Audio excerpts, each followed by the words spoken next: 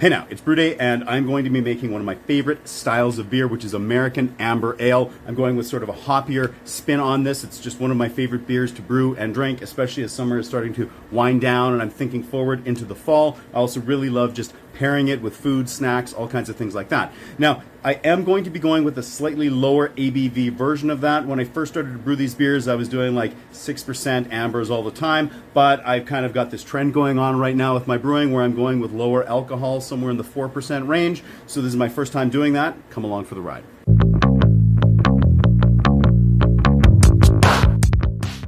So as my strike water is heating up, let's just take a look at the grist. I'm starting off with a base of just North American 2-row malt, and that's 82.6% of that grist. I've got Crystal 40, that's 5%. I've got Crystal 15, which is 2.5%, as well as Crystal 80 at 2.5%. I know that's 3 different crystal malts, but I find that it sort of creates this little feathering effect, the layering of those crystal flavors that I really like. And then I'm rounding everything off here with 7.5% of amber malt. So let's get this milled up.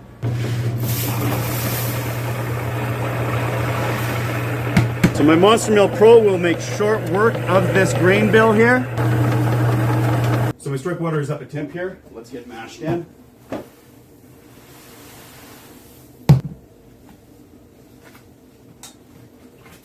I have a nice little recirculation going on here. We're going with a 60-minute mash, and we're doing that at 66.7 degrees Celsius or 152 degrees Fahrenheit. After that 1 hour mash, I'm just going to ramp this up to 75.5 degrees Celsius, so that 168 degrees Fahrenheit range, just to mash out. After that nice mash out rest, it is time to run off this wort and begin to fly sparge. And I'm going to collect a bit of this wort before I add my first wort hops.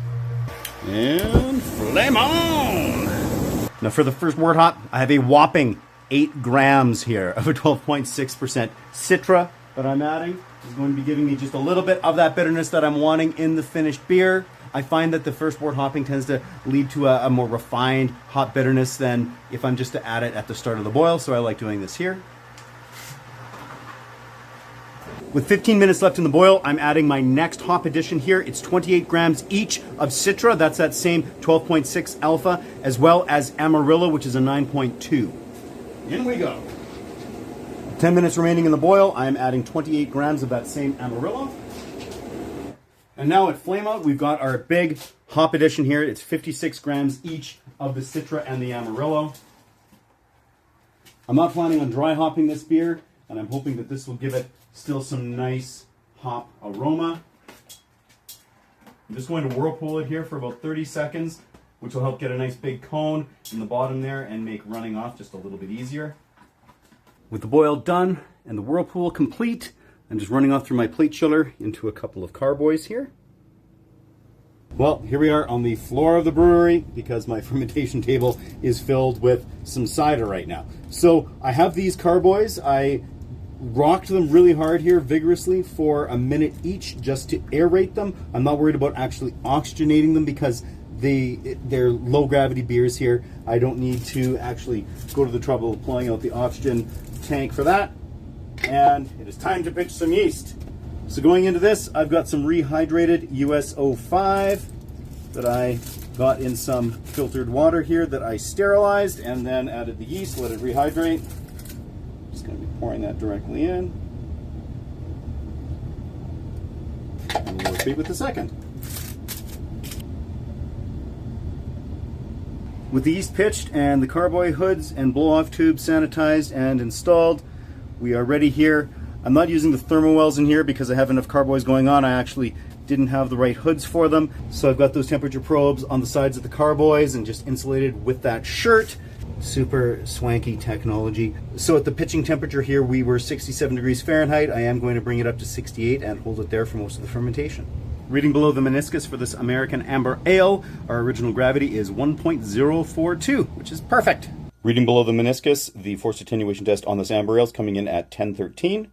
As fermentation of this Amber Ale slowed down, I had the temperature ramped up to 72 degrees Fahrenheit just to help ensure that we hit terminal gravity. Following a few days at that temperature, I took these off of the heat, let them cool down. That let these flocculate a little bit, and right now I am just pressure racking off into a couple of corny kegs. As always, reading below the meniscus for this hydrometer, we see that the finishing gravity turned out to be 1012. That is 1 point lower than the forced attenuation test came in at, but I'm super happy with that. That'll still leave us with a little bit of body here, but it'll also be quite drinkable, so awesome.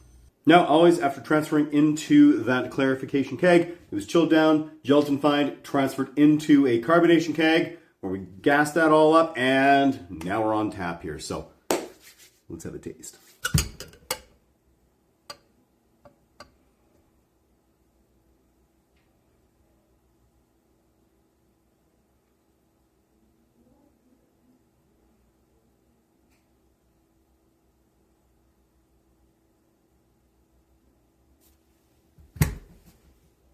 Now, first of all, look at that incredible crystal clear beer. Amazing.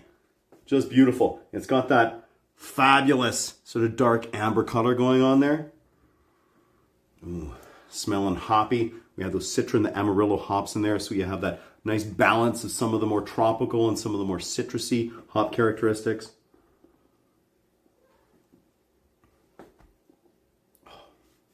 Man, a nice hoppy American Amber Ale is one of my favorite beers. It's beautiful on its own. It's great in all types of weather, whether it's super hot, super cold, which happens to be today, as well as just amazing for all sorts of food pairings. You have that awesome balance with the bitterness, with the, in this case, the tropical and the citrus hops. You've got some of that malt complexity there with the crystal malts going on. We have some of that nice toasty amber malt going on in there, and just that clean North American two-row malt. Delightful. And I mean, when you get that clarification like that, honestly, aesthetics I find makes such a huge difference in the finished product. It just finishes, I'm just salivating here. It just finishes it off beautifully. So, and the fact that this is a session ale here is great because you can fill up, you know, some kind of tall glasses like this and you're going to feel really good about it. It's just coming in at that 4% range. It's fantastic. So there you have it. A really nice, sessionable, hoppy, American style amber ale. If you give it a whirl, let me know how it turns out for you. And until next time, keep brewing 11.